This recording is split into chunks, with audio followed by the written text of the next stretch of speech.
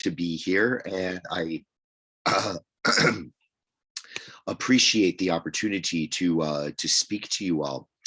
What my hope in my relatively brief remarks this evening is to give you a perhaps more nuanced or a slightly more detailed framework when you're thinking about your clients from the North American market and what are the primary drivers of behavior of these clients in the North American market when they are selecting and seeking out outside counsel.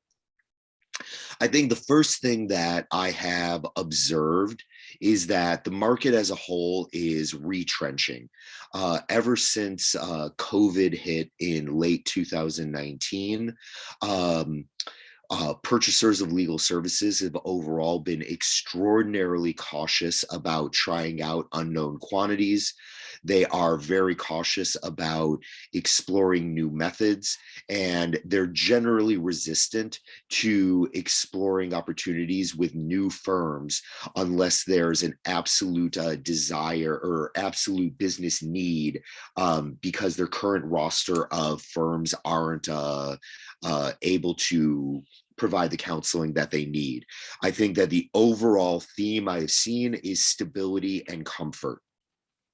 And I'll return to some of the implications of that in a moment. But the North American market is also not at all monolithic in the way that it approaches legal spend and legal procurement. So I want to give you three big categories to help you think about where clients might fit in when they're coming from the North American market. The first standalone category is what I label hypergrowth. And the hypergrowth clients are industry areas that are experiencing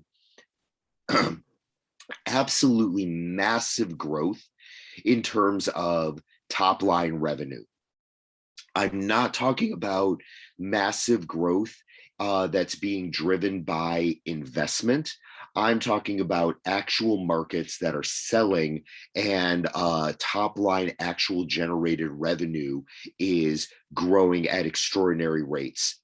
I think in general, there's about 5 industry sectors that fall into this: cannabis, online gaming and online gambling, plant-based meat substitutes, blockchain or cryptocurrency, blockchain-based technologies or cryptocurrency technologies, and renewable energy. All of these are experiencing 25 to 40% compound annual growth rates, and that's projected to stay that way for at least the next 5 years. And when you have clients that are in those areas, I would say that legal procurement is the least cost sensitive in those industry areas.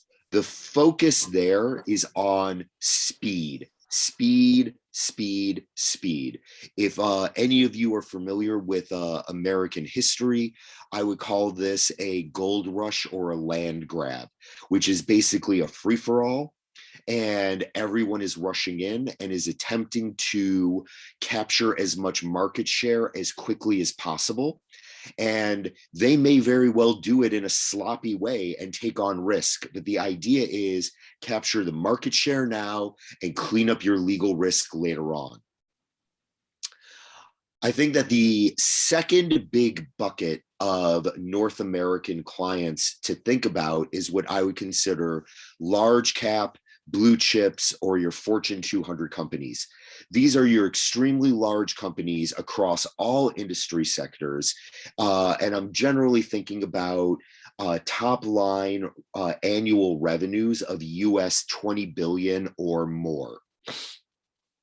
These companies, every single one of them has some kind of legal procurement discipline embedded in their in-house legal team.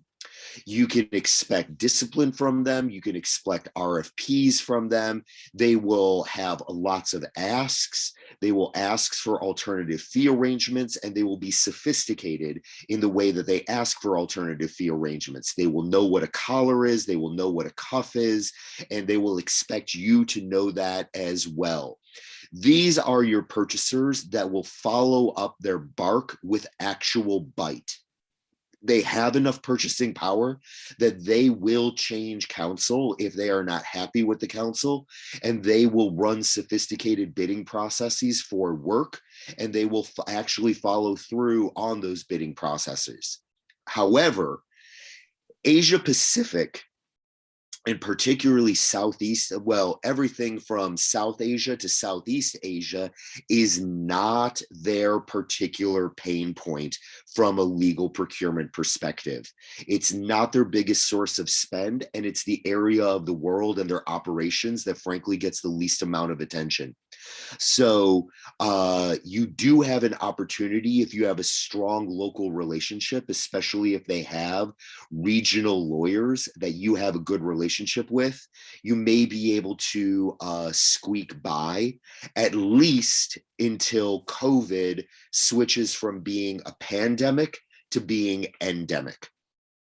But for right now, particularly with the onset of Omicron and the skittishness that we're seeing with the market, that's simply not the case. The third bucket is your small to mid cap. I would say that these are US annual revenues anywhere from about 5 billion to about 20 billion. They're not likely to have any legal procurement expertise, but their GCs are getting a lot of cost pressures from the CEO and the CFO. And the GCs here are more likely than not trying to go it alone. So they're going to make a lot of noises about alternative fee arrangements and discounts and things like that, but they actually aren't particularly sophisticated in legal procurement, and they're not going to know really how to structure an alternative fee arrangement. What these folks need are demonstrable numbers. Frankly, even if those demonstrable numbers are fictitious, they need demonstrable numbers that they can then take to their stakeholders to show that they have been saving money. So let me switch now to my second bullet point, implications for capturing new business in North America.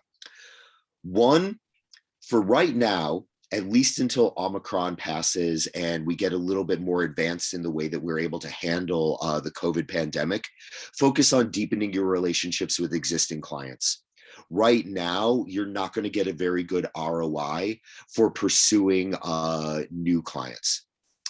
Two, if you're going to bother looking outside of your current North American clients at all, focus on those hyper-growth industries and target pitches based specifically on their industry. Don't come to them with adjacent industries. Don't come to, renewable energies with adjacent land use deals that you have done that are not in the renewable energy space. And if that is all you've got, now is not the time to make a run for those markets. To reiterate a point I raised earlier, don't waste your time with electric vehicles unless you already have clients in that space and expertise in that space. That's not what I mean by hypergrowth. There's a lot of money that's going in there, but when you actually look at the spend on electric vehicles, that is not a hypergrowth industry. The third point that I think you should take away is I'm American, so a lot of my metaphors are military, which is something I wasn't sensitized to until I lived in Asia. But everyone's number one job is to make the person that is senior to them look good. That's what every good soldier does. So how do you make them look good? A hypergrowth company, you focus on velocity. Large cap, you focus on technology and cost certainty. And for a small to mid cap, perceived discounts and value add items. Those are the things that are going to drive making them look good. And then finally, fourth, ask. Once you've identified your targets, get them on the phone, get a conversation with them, and give them a menu of services that you can provide to them, ideally using some of these provocations that I'm laying out right now. You could offer local regulatory updates that are translated into their native language, whether that is English or German or whatever it may be. Maybe they need additional trainings for regional laws. Maybe what they want are fixed fees. But I think that the number one mistake that managing partners make in this conversation is they let the conversation end there. You have to have an ask for your client as well. That is my 4-year-old that you're hearing in the background. What do you want? Do you want a guaranteed minimum amount of work? Do you want client referrals? Do you want introductions to other opportunities? Don't make this a one-way conversation, make it a two-way. And I realize I'm over time, so I'm going to rush through this last bit, but give me one more minute. I want to talk briefly about the role technology can play in your business development, fitting it into the framework I've outlined. If you're dealing with hypergrowth clients, invest in document management software that allows you to access precedents very quickly, and collaboration platforms that allow you to move the speed of your deals very quickly, like Workshare. If you're dealing with large cap companies, invest in automation, whether that's expert systems like Neota Logic, contract automation systems like Contract Express, or workflow automation systems like Checkbox AI.